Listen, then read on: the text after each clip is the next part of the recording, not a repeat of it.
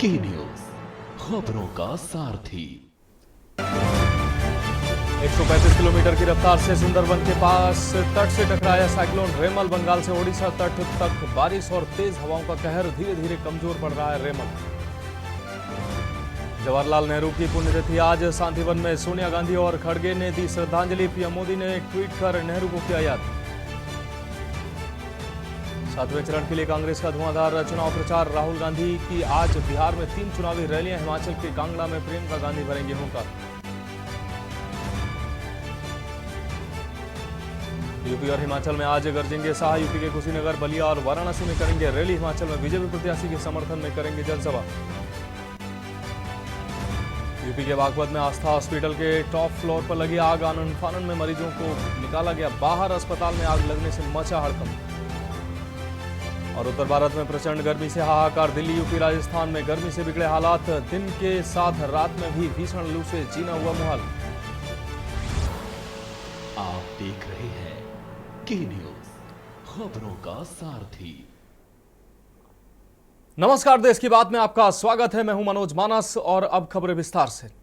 बागपत से अहम खबर सामने आ रही है, जहां आस्था हॉस्पिटल में आग की बड़ी घटना सामने आई है। अस्पताल की पहली मंजिल पर आग की घटना सामने आई है। यह भीषण आग लगी है। आग के बीच 10 मरीजों को रेस्क्यू कर बाहर निकाला गया है। अब दमकल की गाड़ियां आग पर काबू पाने में जुटी हुई हैं।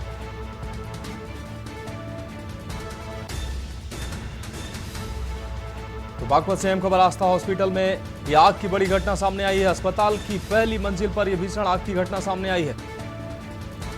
आग के बीच 12 मरीजों को रेस्क्यू कर बाहर निकाला गया। इस वक्त की अहम खबर आपको दिखा रहे हैं।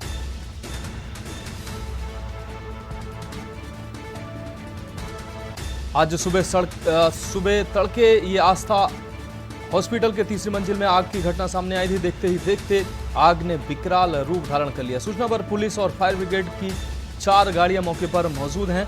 अंदर फंसे 12 मरीजों को रेस्क्यू कर बाहर निकाला गया है।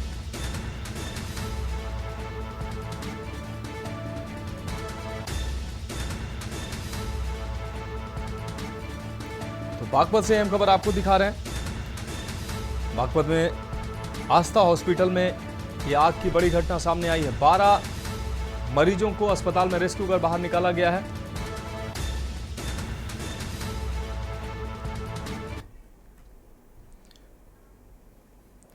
तो अस्पताल की पहली मंजिल से आग शुरू हुई थी। हालांकि तीसरी मंजिल तक ये आग पहुंची है। दमकल की गाड़ियां आग पर काबू पाने में जुटी हुई है। 12 मरीजों को रेस्क्यू कर बाहर निकाला गया। ये अहम खबर आपको दिखा रहे हैं। बागपत से आस्था हॉस्पिटल में आग की ये भीषण घटना सामने आई है।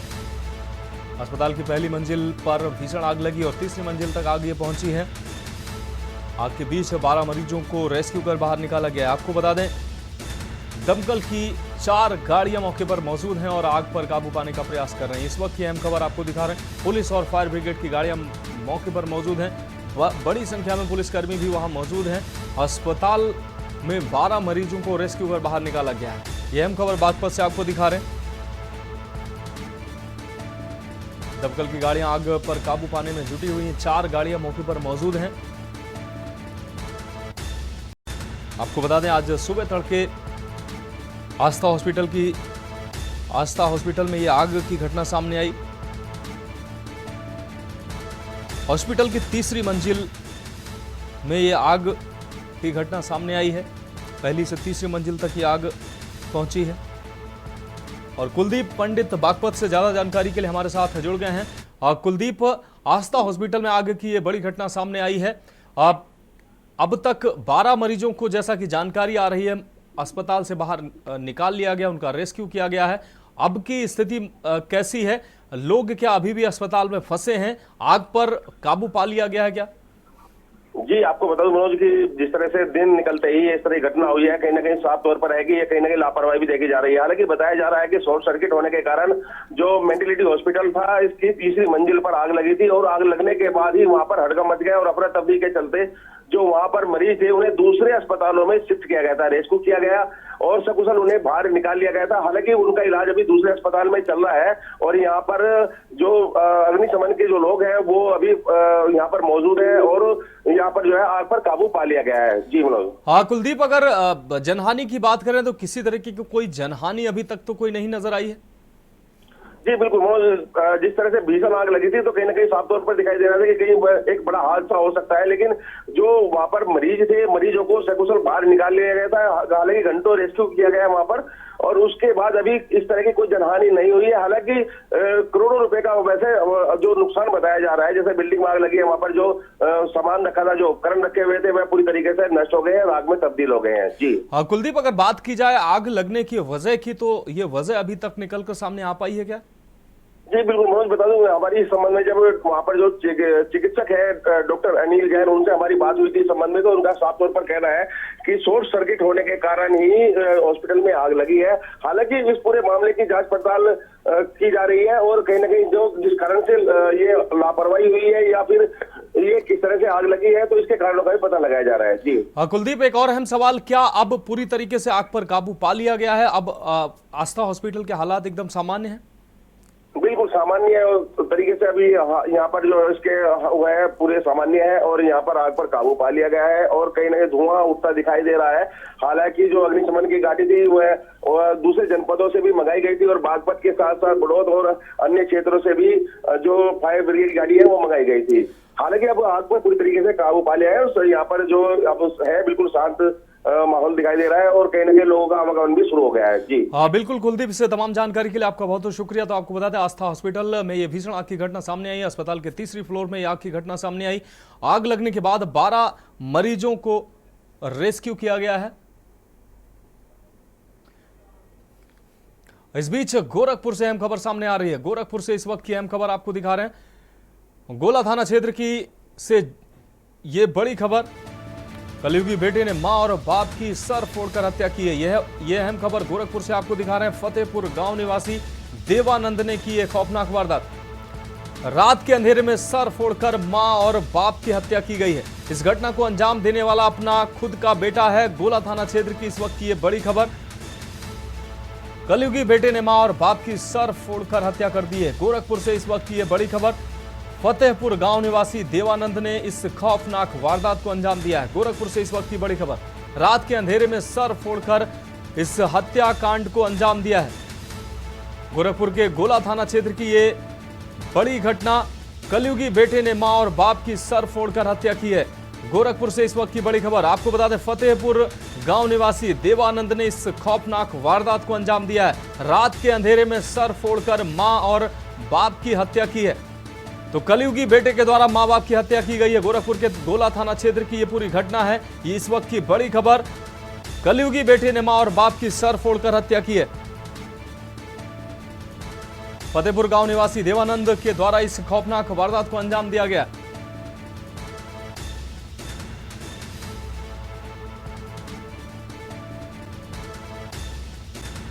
तो गोरखपुर से इस वक्त की बड़ी खबर।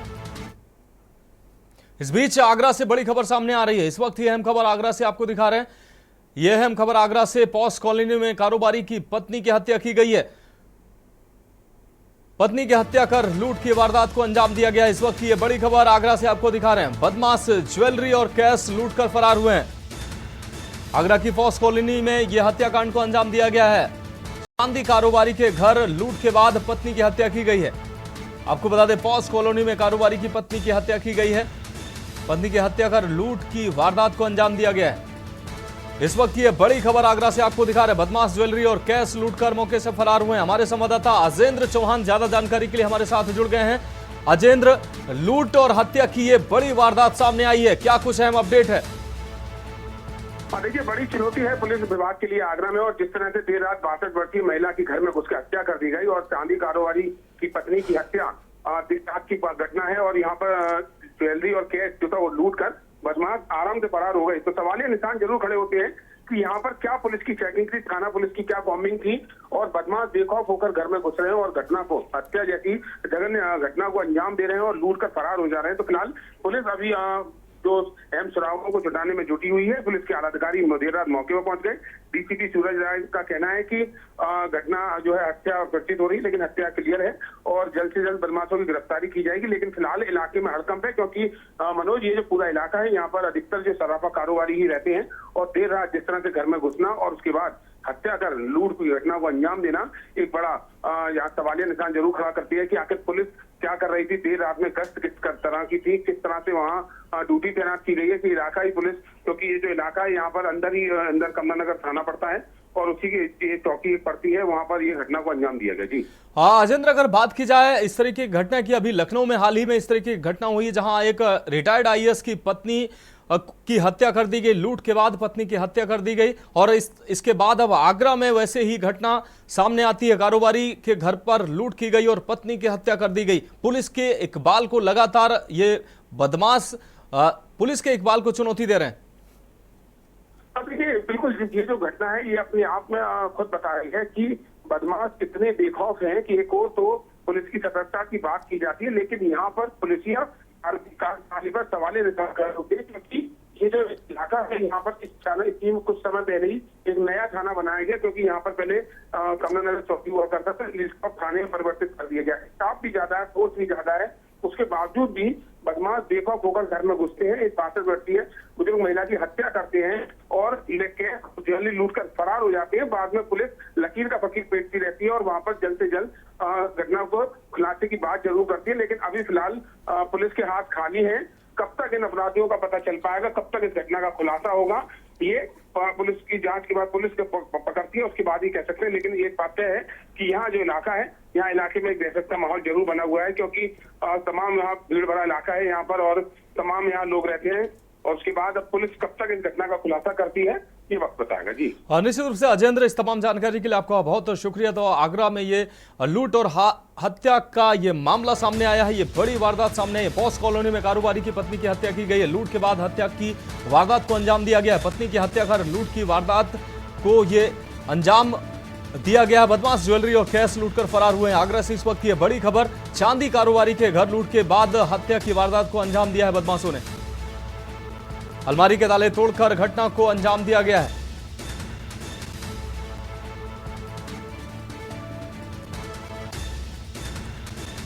तो आगरा के कमला नगर क्षेत्र के आदर्श नगर की यह पूरी घटना है। कमला नगर पॉस एरिया है आगरा का और ऐसे में इस इलाके में यह बड़ी वारदात सामने आई है। आगरा से यह बड़ी खबर, पॉस इलाके में कारोबारी की पत्नी की हत्या की गई। लूट के बाद कारोबारी की पत्नी की हत्या की गई है।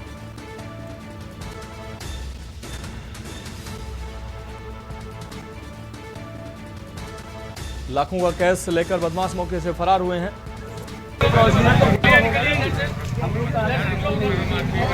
थाना कमला नगर पर सूचना मिली कि एक व्यक्ति जो सुबह अपने काम के लिए निकले थे और शाम को जब वो घर लौटे करीब रात के 9 बजे, तो उन्होंने अपने घर में उन्हें अपनी पत्नी का शव मिला, मृत अवस्था में उनकी पत्नी मिली और तत्काल उन्होंने थाना कमला नगर को सूचना की और इस सूचना पर थाना कमला नगर एसीपी हरि पर्वत स्वयं मेरे द्वारा और स्वयं पुलिस आयुक्त महोदय के द्वारा तत्काल मौके पर पहुंचते हुए और घटनास्थल का मुआयना किया गया। इसके अलावा डॉग स्क्वाड और फील्ड यूनिट की टीम के द्वारा पहुँच के साक्ष्य संकलन किया गया। प्रथम दृष्टया ये मामला हत्या का प्रतीत होता है और तत्काल शव को कब्जे में लेकर पोस्टमार्टम एवं आवश्यक कार्रवाई के लिए भेज दिया गया है और थाना कमला नगर पर टीमों का गठन करके आवश्यक देश की बात में एक बार फिर से आपका स्वागत है। अब रुक करते हैं अगली खबर का। पश्चिम बंगाल में तूफान रेमल का लैंडफॉल हो चुका है। 135 किलोमीटर प्रति घंटे की रफ्तार से चलने वाली हवाओं के साथ गंभीर चक्रवाती तूफान रेमल बांग्लादेश और उससे सटे पश्चिमी बंगाल के तटों से टकराया। इस दौरान भारी बारिश हुई जिससे घरों और खेतों में पानी भर गया। चक्रवाती तूफान रेमल तबाही के कई निशान छोड़ गया। रविवार रात 8:30 बजे पड़ोसी देश में मोगला के दक्षिण पश्चिम के पास सागर द्वीप और खेपुपारा के बीच पश्चिम बंगाल और बांग्लादेश के निकटवर्ती तटों पर लैंडफॉल की प्रक्रिया शुरू हुई। लैंडफॉल के वक्त से ही पश्चिम बंगाल के कोलकाता समेत तमाम हिस्सों में तेज हवा के साथ जोरदार बारिश जारी रही। तबाही की आशंका के मद्देनजर राहत और बचाव के लिए आपदा प्रबंधन की टीमें तैनात हैं। चक्रवाती तूफान रेमल से नाजुक घरों को नष्ट कर दिया है रेमल ने, पेड़ों को उखाड़ दिया है और बिजली के खंभों को गिरा दिया है। सुंदरबन के गोसावा इलाके में मलबे की चपेट में आने से एक व्यक्ति घायल हुआ। मौसम कार्यालय ने कहा कि गंभीर चक्रवाती तूफान रेमल ने रविवार रात पश्चिम बंगाल के सागर द्वीप और बांग्लादेश के खेपुपारा के बीच 135 किलोमीटर प्रति घंटे की रफ्तार से दस्तक दी है। इस दौरान तटीय रिसोर्ट शहर दीघा में समुद्र की दीवार से टकराती हुई विशाल ज्वारीय लहरें दिखाई दी।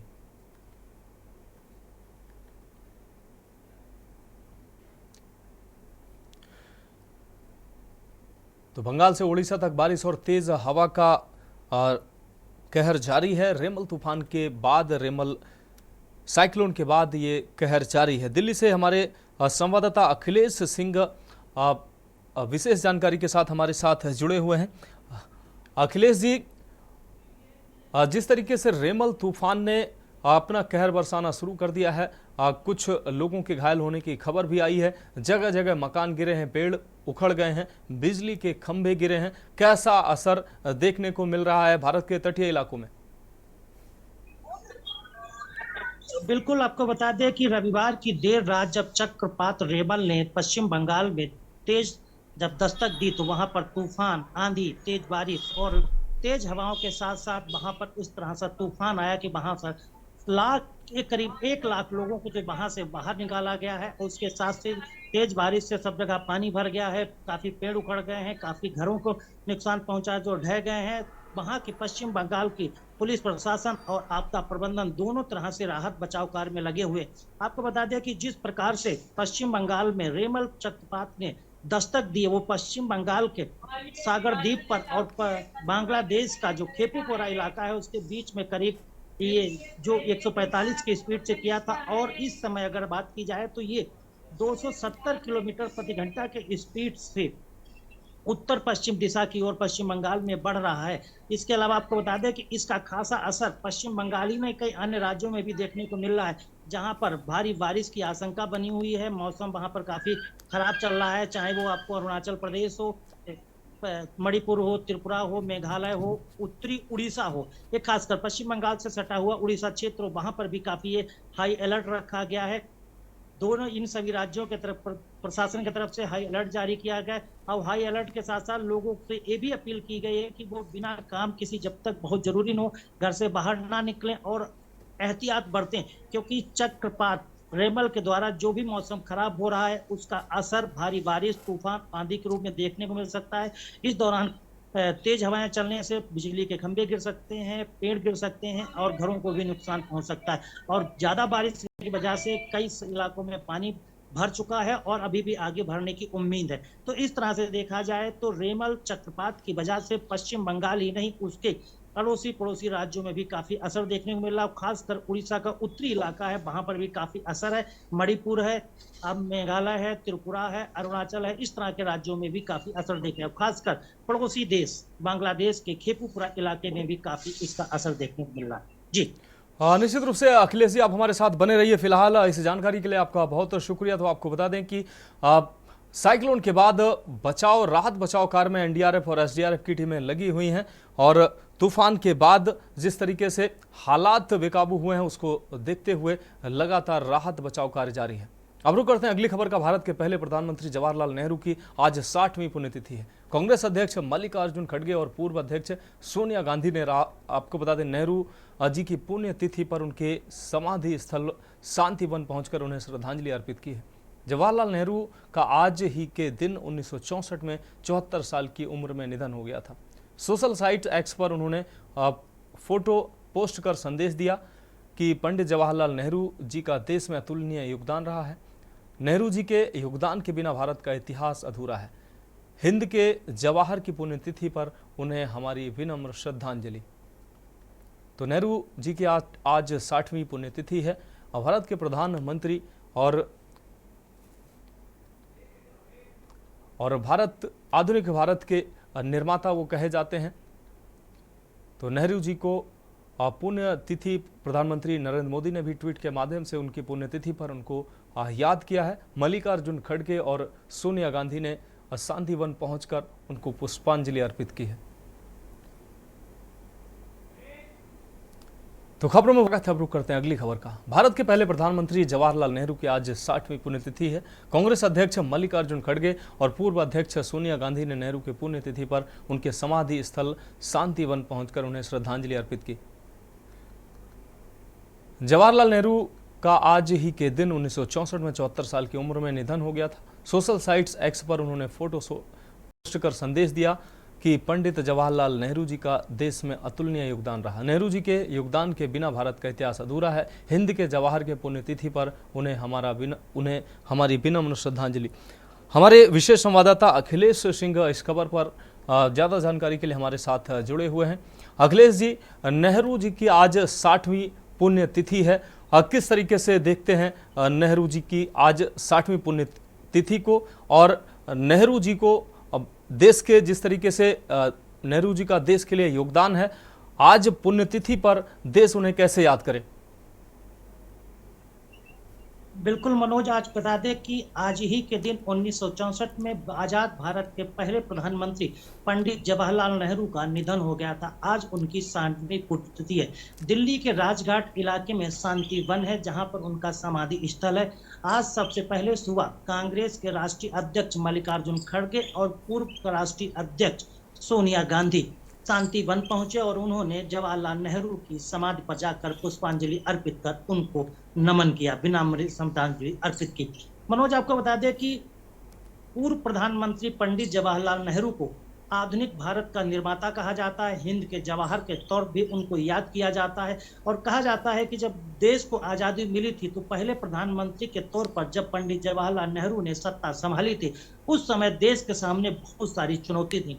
देश एक तो आर्थिक तंगी से जूझ रहा था, देश में बेहद गरीबी थी और आधुनिक भारत का निर्माण करना था। इन सपनों के साथ पंडित जवाहरलाल नेहरू ने प्रधानमंत्री के तौर पर कामकाज शुरू किया था।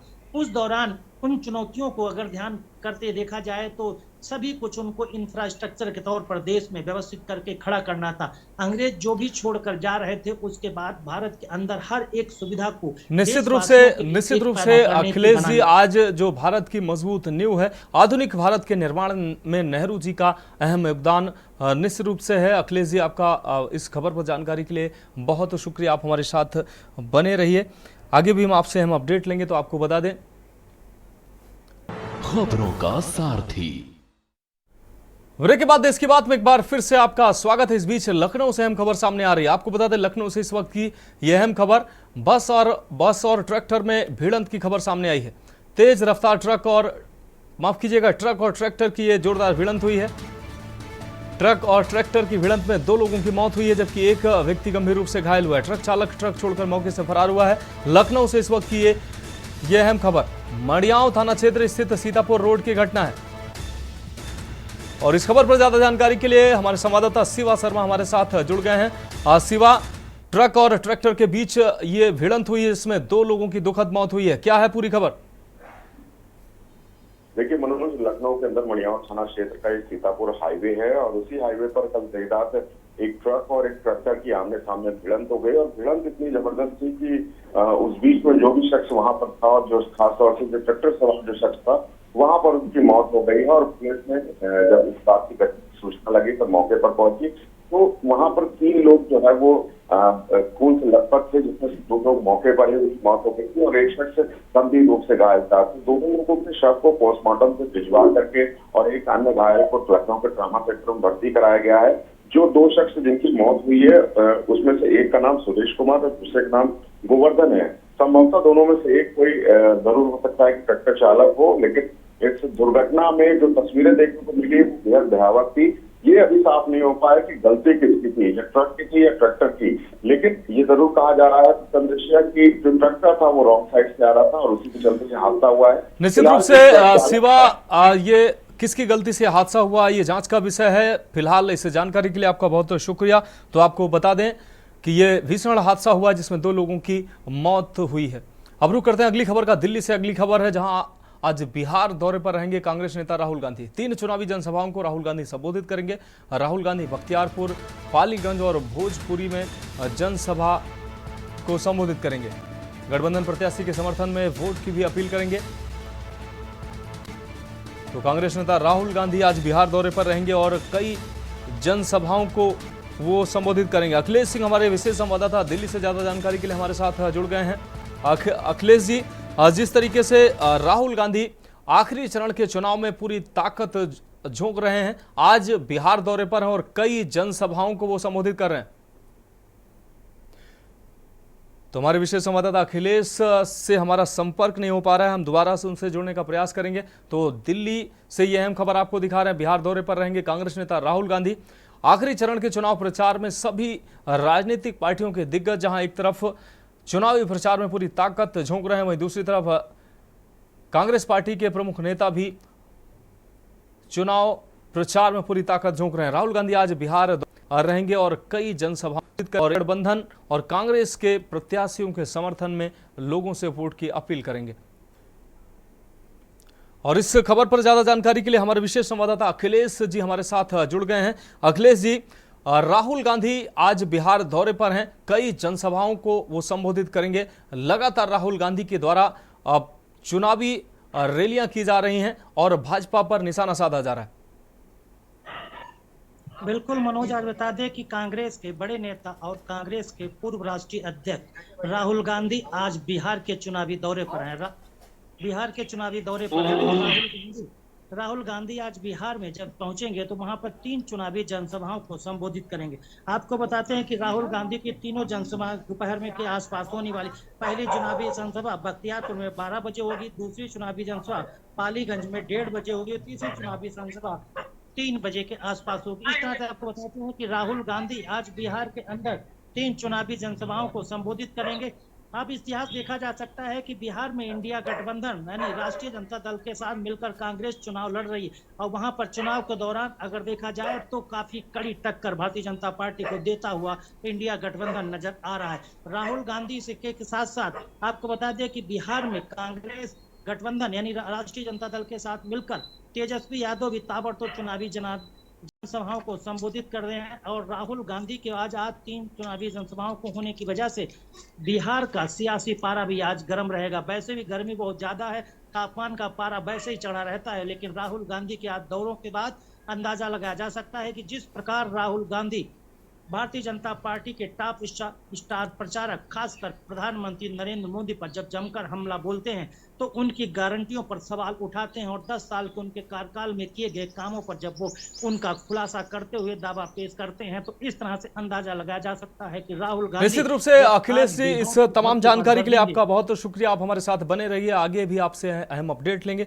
तो आपको बता दें कि राहुल गांधी आज बिहार दौरे पर हैं और कई जनसभाओं को इस दौरान राहुल गांधी संबोधित करेंगे। अब रुक करते हैं अगली खबर का। लखनऊ से अगली खबर है, आज यूपी दौरे पर रहेंगे गृह मंत्री अमित शाह। कुशीनगर, बलिया और वाराणसी के दौरे पर रहेंगे केंद्रीय गृह मंत्री। 3 जनसभाओं को संबोधित करेंगे केंद्रीय गृह मंत्री। बीजेपी प्रत्याशी के समर्थन में वोट की भी अपील करेंगे। तो केंद्रीय गृह मंत्री अमित शाह आज यूपी के दौरे पर हैं। कुशीनगर, बलिया और वाराणसी के दौरे पर हैं केंद्रीय गृह मंत्री। 3 जनसभाओं को केंद्रीय गृह मंत्री के द्वारा संबोधित किया जाएगा। भाजपा के पक्ष में वो वोट की अपील लोगों से करेंगे। तो लगातार सभी राजनीतिक पार्टियों के दिग्गज अपनी आखिरी चरण के चुनाव प्रचार में अपनी पूरी ताकत झोंक रहे हैं और इसी क्रम में केंद्रीय गृह मंत्री अमित शाह आज यूपी के दौरे पर हैं। कुशीनगर, बलिया और वाराणसी में वो जनसभाओं को संबोधित करेंगे और भारतीय जनता पार्टी के पक्ष में माहौल बनाएंगे। लोगों से भारतीय जनता पार्टी के प्रत्याशियों को वोट देने की अपील करेंगे।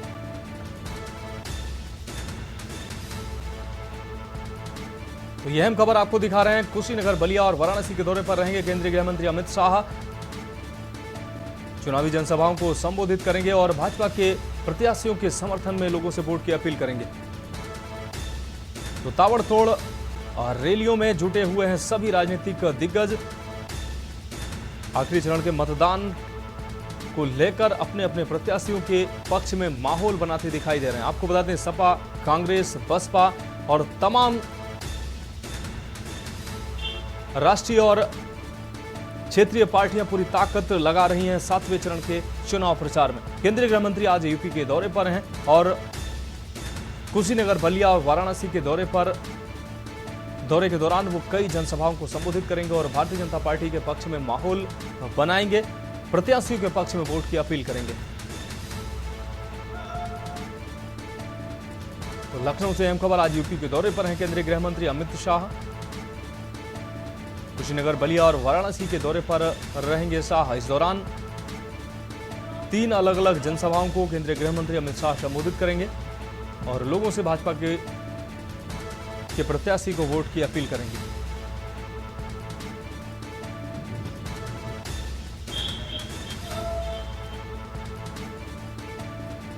तो यह अहम खबर आपको लखनऊ से दिखा रहे हैं।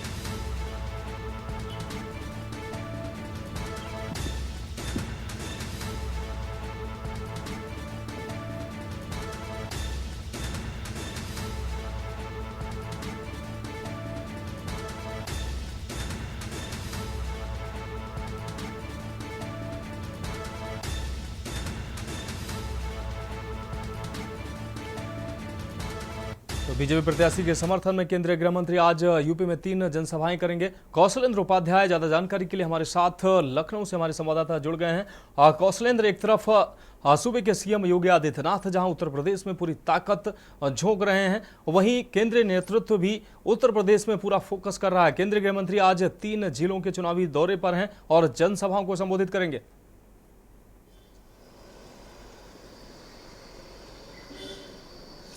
जी बिल्कुल, देखिए आपको बताएं क्योंकि अंतिम चरण के मतदान का जो है समय है और 1 जून को जो है मतदान होना है, इसलिए सभी राजनीतिक पार्टियां अपने अंतिम दौर में जो भी मतदान जिन लोकसभा क्षेत्रों में है वहां पे है। उत्तर प्रदेश में 13 लोकसभा क्षेत्रों में मतदान होगा 1 जून का, पर अंतिम चरण 7वें चरण का जो मतदान होगा उसके लिए भारतीय जनता पार्टी के तमाम जो नेता जो स्टार प्रचारक हैं वो कहीं न कहीं यूपी और अन्य राज्यों में जहां भी मतदान होना है वहां पे सब पूरी ताकत झोंक दिए हैं। अमित शाह का जो केंद्रीय गृह मंत्री अमित शाह का जो आज दौरा है वो कुशीनगर, बलिया और वाराणसी में है। वाराणसी में खुद प्रधानमंत्री नरेंद्र मोदी का लोकसभा क्षेत्र है, तो वहाँ पे कार्यक्रम रखा गया है। वो यहाँ पे भारतीय जनता पार्टी की जो तमाम प्रदेश स्तर के नेता हैं, प्रदेश अध्यक्ष हैं, ये सब पूरा जो है पूर्वांचल में डेरा है। पूर्वांचल का जो क्षेत्र है इन 13 लोकसभा सीटों पे जो है अधिकतम सिर्फ एक गाजीपुर ऐसी सीट है जहाँ पे जो है जो बहुजन समाज पार्टी के खाते में जो है गई थी 2019 के चुनाव इलेक्शन में, लेकिन क्योंकि अब समाजवादी पार्टी से उनको टिकट मिला है अफजार अंसारी को, तो वहां पे छोड़ के बाकी 12 लोकसभा सीटों पे भारतीय जनता पार्टी का कब्जा। और भारतीय जनता पार्टी इस बार पूरी दमखम के साथ जो है लगी हुई है कि कम से कम जो 13 लोकसभा क्षेत्रों में है वो कितनी सीटें वहां से अपने पाले में डालना है।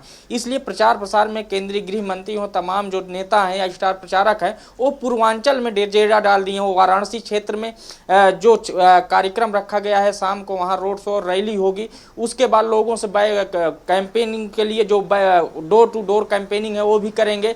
वहाँ पे जैसे गुजराती कॉलोनी है वहाँ पे जो भी जाएंगे, और वहीं कुशीनगर में और जो बलिया में कार्यक्रम है, क्योंकि बलिया में खुद नीरज शेखर जो पूर्व प्रधानमंत्री चंद्रशेखर जी के बेटे हैं वो चुनाव लड़ रहे हैं और राज्यसभा सांसद थे, लेकिन इस बार भारतीय जनता पार्टी ने उनको प्रत्याशी बनाया है, तो वहाँ पे भी वो प्रचार प्रसार करेंगे। निश्चित रूप से कौशलेंद्र, आप हमारे साथ बने रहिए। हमारे विशेष संवाददाता अखिलेश सिंह भी इस खबर पर हमारे साथ जुड़े हुए हैं। अखिलेश जी, जिस तरीके से मौसम का पारा लगातार बढ़ रहा है, चुनावी पारा भी बढ़ता जा रहा है, आखिरी चरण के चुनाव प्रचार के लिए सभी दिग्गजों ने पूरी ताकत झोंक दी है। केंद्रीय गृह मंत्री आज यूपी के दौरे पर हैं, 3 जिलों में वो अलग अलग चुनावी जनसभाओं को संबोधित करेंगे। बिल्कुल मनोज, आपको बता दें कि लोकसभा चुनाव 2024 के आखिरी चरण यानी कह सकते हैं 7वें चरण के चुनावी प्रचार का अभियान अंतिम क्षणों में पहुंचने वाला है, और कोई भी पार्टी, चाहे वो भाजपा हो या फिर समाजवादी पार्टी के, कोई कसर नहीं छोड़ना चाहता कि चुनाव प्रचार में पीछे रह जाए। आज केंद्रीय गृह मंत्री अमित शाह आज उत्तर प्रदेश के चुनावी दौरे पर है। 3 चुनावी जनसभाओं को उत्तर प्रदेश में संबोधित करेंगे। हम आपको बताते हैं कि जो पहली चुनावी जनसभा अमित शाह की आज होगी उसका समय 12:45 पर रखा गया। एक कुशीनगर लोकसभा क्षेत्र में होगी, वहीं दूसरी जो चुनावी जनसभा होगी वो 1:45 पर सलेमपुर लोकसभा क्षेत्र में होगी। तीसरी चुनावी जनसभा होगी वो चंदौली लोकसभा क्षेत्र में करीब 3:30 पर होगी। इस लिहाज से देखा जाए कि भारतीय जनता पार्टी के स्टार प्रचारक और केंद्रीय गृह मंत्री अमित शाह आज उत्तर प्रदेश में ताबड़तोड़ 3 चुनावी जनसभाओं को संबोधित कर रहे हैं और भारतीय जनता पार्टी के कैंडिडेटों कैंडिडेट्स के लिए चुनाव प्रचार के दौरान जनता से अपील करेंगे। निश्चित रूप से गृह मंत्री का यह दौरा काफी अहम है। भारतीय जनता पार्टी के लिहाज से यह दौरा काफी अहम माना जा रहा है। कौशलेंद्र, आप हमारे साथ बने रहिए। अखिलेश जी, आप भी हमारे साथ बने रहिए। आगे भी आपसे हम अपडेट लेंगे। तो आपको बता दें कि केंद्रीय गृह मंत्री अमित शाह का ये यूपी का दौरा, 3 अलग अलग जिलों में चुनावी जनसभाओं को सारथी। ब्रेक के बाद देश की बात में एक बार फिर से आपका स्वागत है। अब रुक करेंगे अगली खबर का। उत्तर प्रदेश के चुनावी दौरे पर रहेंगे बीजेपी के राष्ट्रीय अध्यक्ष जेपी नड्डा। बनारस में 5 कार्यक्रमों में हिस्सा लेंगे जेपी नड्डा। आपको बता दें, सुबह 10:30 बजे काल भैरव मंदिर में दर्शन और पूजन करेंगे। उसके बाद 10:55 पर काशी विश्वनाथ मंदिर में दर्शन पूजन करने पहुंचेंगे जेपी नड्डा। वहीं सुबह 11:30 बजे मारवाड़ी समाज भवन में बैठक होगी और इस बैठक में शिरकत करेंगे राष्ट्रीय अध्यक्ष जेपी नड्डा। शाम 5 बजे बुनकर कारीगर महासम्मेलन में जाएंगे, जबकि 6:10 पर प्रभावी मतदाता सम्मेलन में उनका संबोधन होगा। अखिलेश सिंह, हमारे विशेष संवाददाता दिल्ली से हमारे साथ लगातार लाइव जुड़े हुए हैं। अखिलेश जी, जेपी नड्डा भी आज उत्तर प्रदेश के दौरे पर हैं और कई जनसभाओं को 5 कार्यक्रम उनके लगे हुए हैं और लोगों से वो मतदान की अपील करेंगे। लगातार दिग्गजों का यूपी में और खासकर पूर्वांचल में जमावड़ा लगातार जारी है। बिल्कुल, पार्टी के राष्ट्रीय अध्यक्ष जेपी नड्डा आज उत्तर प्रदेश के चुनावी दौरे पर हैं और आज उनका चुनावी दौरा बेहद अहम कार्यक्रमों से भरा हुआ है। कह सकते हैं कि तूफानी दौरे में चाहे वो चुनाव प्रचार हो, सामाजिक संगठनों के साथ बैठक हो या धर्म कर्म, मंदिर, पूजा पाठ, सब कुछ समायोजित किया गया है। इस लिहाज से देखा जाए तो जो 5 कार्यक्रम हैं, उन 5 कार्यक्रमों में भारतीय जनता पार्टी के राष्ट्रीय अध्यक्ष जेपी नड्डा सुबह से लेकर शाम तक किस तरह से बनारस के शहर में, काशी में इस तरह से सक्रिय नजर आएंगे, जो चुनावी प्रचार अभियान के तहत काफी खास नजर आएगा। हम आपको बताते हैं कि 5 उनके जो कार्यक्रम हैं, उनमें सबसे पहला जो कार्यक्रम जेपी नड्डा सुबह 10:30 पर वाराणसी के काली भैरव मंदिर में दर्शन और पूजा करेंगे। जेपी नड्डा सुबह 10:55 पर वाराणसी के काशी विश्वनाथ धाम मंदिर में पूजा अर्चना करेंगे। तीसरा कार्यक्रम उनका रखा गया है कि 11:30 बजे वो वाराणसी के मारवाड़ी समाज भवन में बुद्धिजीवियों के साथ बैठक करें। आपको बता दें कि जो तीसरा कार्यक्रम है, कार्यक्रम बेहद माना जा सकता है क्योंकि मारवाड़ी समाज की संख्या वाराणसी में काफी ज्यादा है। वो सभी व्यवसाय में व्यस्त हैं, यानी कह सकते हैं कि उनका असर काफी लोगों पर रहता है। निश्चित रूप से अखिलेश जी, ये 5 कार्यक्रम उनके काफी अहम हैं और भारतीय जनता पार्टी के चुनावी दृष्टिकोण से ये काफी अहम ये कार्यक्रम माना जा रहा है। अखिलेश जी, आपका बहुत शुक्रिया इस तमाम जानकारी के लिए। तो आपको बता दें कि जेपी नड्डा आज यूपी के दौरे पर हैं और कई कार्यक्रमों में, कई जनसभाओं में वो शिरकत करेंगे। यहां रुकेंगे एक ब्रेक के लिए, जल्द हाजिर होंगे। ब्रेक के बाद इसकी बात में एक बार फिर से आपका स्वागत है। अब रुक करते हैं अगली खबर का। आज 4 जिलों में सीएम योगी की हुंकार देखने को मिलेगी। मऊ, गाजीपुर, सोनभद्र व वाराणसी के दौरे पर रहेंगे सीएम योगी। चारों जनसभाओं को मुख्यमंत्री योगी आदित्यनाथ संबोधित करेंगे। वाराणसी में अधिवक्ता सम्मेलन में भी शिरकत करेंगे। कौशलेंद्र उपाध्याय हमारे संवाददाता ज्यादा जानकारी के लिए हमारे साथ लखनऊ से जुड़े हुए हैं। कौशलेंद्र, सीएम योगी की आज ताबड़तोड़ रैलियां हैं, 4 जिलों के दौरे पर रहेंगे सीएम योगी।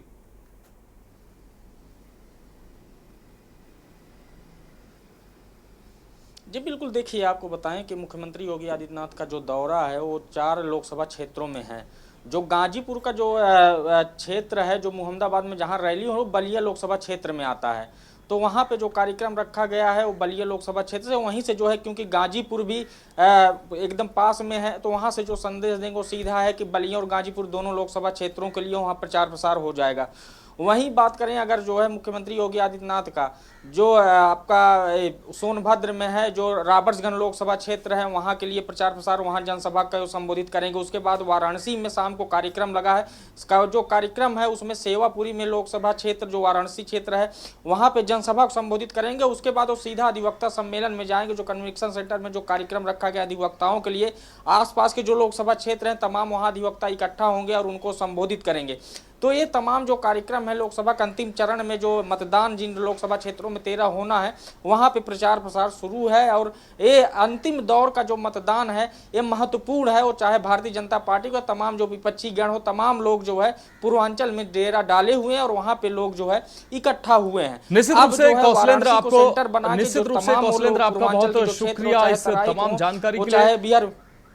कौशलेंद्र, आपका तमाम शुक्रिया इस जानकारी के लिए। तो आपको बता दें कि आप हमारे साथ जुड़े, इसके लिए आपका शुक्रिया। आपको बता दें कि लगातार मुख्यमंत्री योगी आदित्यनाथ भी चुनावी दौरे पर हैं। भाजपा के साथ साथ सभी दलों के दिग्गज चुनावी प्रचार में अपनी पूरी ताकत झोंक रहे हैं। रुक करते हैं अगली खबर का। लखनऊ से अगली खबर है, जहां ब्लैक मेलिंग गिरोह पर पुलिस का शिकंजा देखने को मिला है। डॉक्टर को सोशल मीडिया के जरिए दे रहे थे ये धमकी, बदनाम करने की धमकी देने वालों पर मुकदमा दर्ज हुआ है। गिरोह की महिला सदस्य ने डॉक्टर से मांगे थे पैसे। गिरोह के सदस्यों ने अपने आप को बताया था पत्रकार, बदनाम करने और फर्जी मामले में फंसाने की दी थी धमकी। पीड़ित डॉक्टर की तहरीर पर पुलिस ने दर्ज किया मुकदमा। 21 तारीख के दिन लगभग 11 बजे मेरे वर्कर ने बताया कि एक लोग आए जो अपने आप को पत्रकार बताते हुए कहा कि मुझे कमरा दे दीजिए और मेरे व्यवस्था करा दीजिए। तो बोले पैसा जमा करवा दो तब कमरा मिल पाएगा। तो बोले कि नहीं, अपने मालिक से बात करिए, मुझे पूरी व्यवस्था कराइए और पैसा नहीं, वो पैसा खुद देंगे। सूचना गई तो मैं आया, तब तक पहुंचा। उसके बाद बातचीत हुई तो बोले कि इसमें क्या आप कहना चाह रहे हैं। तो हमने कहा देखिए पत्रकार आप हैं, मैं पत्रकार जी से बात करा दे रहा हूँ। ये पत्रकारों का ये नहीं कि जो है हमको यहाँ शुल्क देते हैं। उसके बाद जाने के बाद मैं थोड़ा सा भ्रमित हो गया, फिर मैं परेशान रहा, लेकिन मैं क्या करूं, कुछ नहीं। फिर रात तक मेरे पास मैसेज भेजने लगे, व्हाट्सएप से कॉल करने लगे कि इसको समझ लो, नहीं मैं आगे बढ़ा दूंगी, आपको कोई बचा नहीं पाएगा। उसके बाद मैंने कहा नहीं, मैं कोई शुल्क नहीं दे पाऊंगा। दूसरे लोगों से कई लोग फोन करने लगे, जो कि मेरे पास सब नंबर हैं जो मैंने सुरक्षित कर रखा है। और इस खबर पर ज्यादा जानकारी के लिए हमारे संवाददाता भरत सेठी हमारे साथ जुड़ गए हैं। भरत, पत्रकार बनकर डॉक्टर को ब्लैकमेल करने वाले गिरोह पर पुलिस का शिकंजा देखने को मिला है। कृष्णानगर के बरीगवा में है, वहां पर कुछ लोग पहुंचते हैं और एक महिला होती है, साथ में अपने आप को पत्रकार बताती है। वहां पे उनके से जो क्लिनिक के नीचे उनका गेस्ट हाउस है, वहां पे रिकॉर्डिंग करना शुरू कर देती है। उसके बाद जैसे ही वो वापस जाती है, इनके पास वीडियो वॉइस कॉलिंग के माध्यम से कॉल करती हैं और पैसों की मांग करती हैं। जो महिला है उसका नाम ज्योति श्रीवास्तव बताया जा रहा है, जिन्होंने डॉक्टर विजय सचान ने बताया है। उनके एक साथ में जो शख्स पहुंचा था इनके पास, उसका नाम महाराज जी बताया जा रहा है। फिलहाल पुलिस को तहरीर दी गई थी, पुलिस ने तहरीर के आधार पर मुकदमा दर्ज कर लिया है। अब इन दोनों की तलाश की जा रही है। तो सूत्र जो बता रहे हैं, ये जो महिला है पहले भी कई लोगों से पैसे ऐड चुकी है, ब्लैकमेल करती है, सोशल मीडिया पर बदनाम करने की साजिश पूरी रखती है और उन पीड़ित को बोलती है कि मैं आपको पूरा बदनाम कर दूंगी, सोशल मीडिया पर वायरल कर दूंगी, जिससे डर के लोग, तमाम जो लोग हैं इनके शिकार बन जाते हैं और पैसे देते हैं। फिलहाल जो डॉक्टर विजय सचान है, इन्होंने कृष्णानगर पुलिस को तहरीर दी। अब पुलिस ने मुकदमा दर्ज कर लिया है। ज्योति श्रीवास्तव के साथ जो अन्य इनके साथी लोग हैं, उनकी पुलिस सरगर्मी से तलाश कर रही है और पुलिस के तमाम जो बड़े अधिकारी हैं, उन्होंने कहा है कि जल्दी पूरा खुलासा किया जाएगा। फिलहाल निश्चित रूप से भरत, इस तमाम जानकारी के लिए आपका बहुत शुक्रिया। तो ब्लैकमेलिंग करने वाले गिरोह का पुलिस ने खुलासा किया है। अब रुक करते हैं अगली खबर का। कानपुर में आवारा कुत्तों का आतंक थमने का नाम नहीं ले रहा है। जहां आवारा कुत्तों ने एक 4 साल की मासूम बच्ची खुशी की जान ले ली, तो वहीं दूसरा मामला जहां 1 साल का मासूम भोला हैलट के आईसीयू में जिंदगी की लड़ाई लड़ रहा है। परिवार वालों ने बताया कि थाना गोविंद नगर के अंतर्गत सीटीआई पुल के नीचे अवैध तरीके से लग रही मुर्गा मीट की दुकानों की वजह से आए दिन आवारा कुत्तों का जमावड़ा यहां लगा रहता है। बहन भांजी यहाँ पर सो रहे थे, तो यहाँ अवैध मुर्गा मंडी है, तो कुत्ते छिछड़ा खाते हैं, तो उनके लगा मुंह में मांस, तो वो खा के और बच्चों को चीर फाड़ देते हैं, काट लेते हैं ये सब। और जो है कई लोगों को कुत्तों ने काट लिया है। कई लोगों को, कई लोग ड्यूटी वाले जाते हैं तो पूरी टांग नचो। कल जो आपके भांजियों को काटने से क्या, वो भांजे में भांजी जो है ख़त्म हो गई है, उसको कुत्ते ने यहाँ काटा, ये सर में काटा, यहाँ काटा, ये सब सर में काटा, वो ख़त्म हो गई। सर हमारी भांजी को कुत्तों ने फाड़ के खा डाला है और एक बच्चे को जब तक बचाने के जब तक दूसरे को खा डाला। मेरी काट खाया, दोनों बच्चों को कुत्ते काट खाया, ये बात है, हकीकत है। तो काटने से कुछ नुकसान हुआ है? नुकसान क्या हुआ, अब उनसे बहुत गलत काटा है, सब लोग बच्चे 3-4 कुत्ते थे और वो बच्चे छोटे छोटे थे हमारा। क्या घटना हुई है?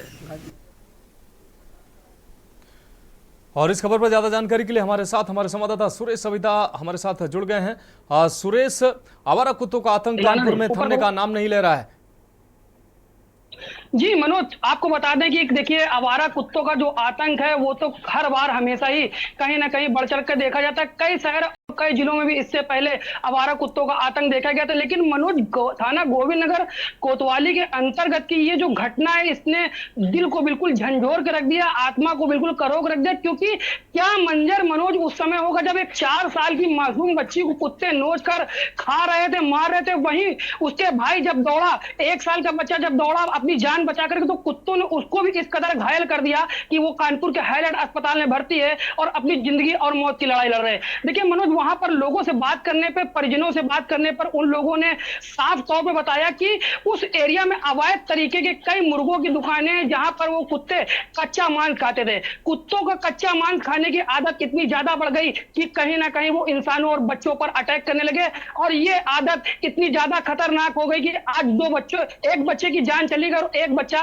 मौत और जिंदगी की लड़ाई लड़ रहा है। अब देखने वाली मनोज बात यह है कि नगर निगम जहां एक तरफ बड़े बड़े दावे करता है सुरक्षा व्यवस्था को लेकर के, जंगली पशु और जानवरों को लेकर के, वहां पर नगर निगम इस चीज को कितना निश्चित रूप से सुरेश ये देखने वाली बात होगी कि अब नगर निगम कैसी कार्रवाई करता है, क्योंकि आवारा कुत्तों का आतंक लगातार बढ़ता जा रहा है। सुरेश, आपका बहुत शुक्रिया इस तमाम जानकारी के लिए। अब रुक करते हैं अगली खबर का। बुलंदशहर से अगली खबर है, जहां डॉक्टर पर गलत इंजेक्शन देने का आरोप लगा है। इंजेक्शन से 12 से अधिक मरीजों की हालत बिगड़ी है। जिला अस्पताल की अव्यवस्थाओं का वीडियो वायरल हुआ है। इंजेक्शन के बाद गर्मी में ठंड से कांपने की शिकायत देखने को मिली। गर्मी से बचाने को लगाए गए इंजेक्शन से कांपे मरीज, 12 से अधिक मरीजों की हालत बिगड़ी है। इस दौरान अस्पताल में हड़कंप मच गया। जिला अस्पताल के इमरजेंसी विभाग का है ये पूरा मामला। हालत बिगड़ने पर निजी अस्पताल भागे तीमारदार।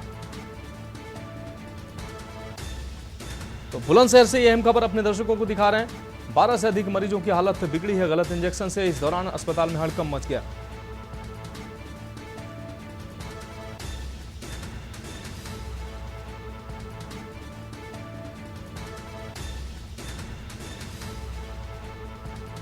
डॉक्टर पर गलत इंजेक्शन का आरोप लगा है। अब रुक करते हैं अगली खबर का। लखनऊ से अगली खबर है, पूर्व आईएएस की पत्नी मोहिनी दुबे हत्याकांड मामला। सीसीटीवी में कैद हुए नीली स्कूटी पर सवार 2 बदमाश। आपको बता दें सीसीटीवी फुटेज में पीछे बैठे शख्स का चेहरा साफ दिखा है। सीसीटीवी की मदद से पुलिस बदमाशों की तलाश में जुटी हुई है। लूट व हत्या की घटना को अंजाम देने के बाद बदमाश फरार हुए। हत्या कर कैंट इलाके की तरफ भागे थे बदमाश। सूत्रों से यह जानकारी मिली। 25 मई को घर में घुसकर पूर्व आईएएस से की थी लूट। आपको बता दें पूर्व आईएएस के घर में लूट की थी और पत्नी की हत्या की थी। इंदिरा नगर के सेक्टर 20 में हुई थी हत्या और लूटकांड।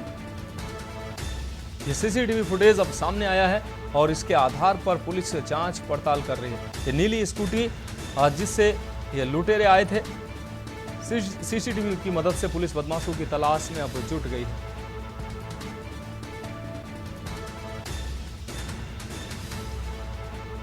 हत्या कर कैंट इलाके की तरफ भागे थे बदमाश। सूत्रों से ये जानकारी मिली। 25 मई को घर में घुसकर आईएएस के घर में लूट की थी और पत्नी की हत्या की थी।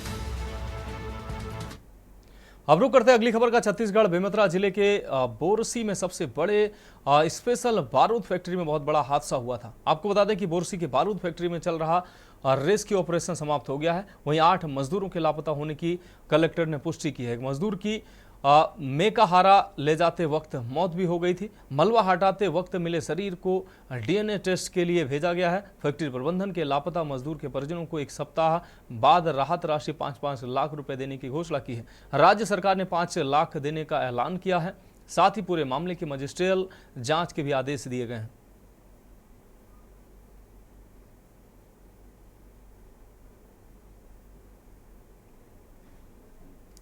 इस बीच दिल्ली से अहम खबर सामने आ रही है। दिल्ली से इस वक्त की अहम खबर से आपको रूबरू करा रहे हैं। इस वक्त की अहम खबर दिल्ली से सामने आ रही है।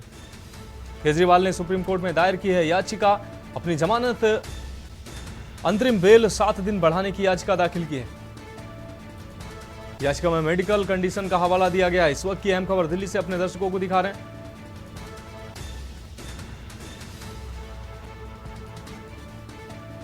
तो मैक्स के डॉक्टरों ने की केजरीवाल की जांच।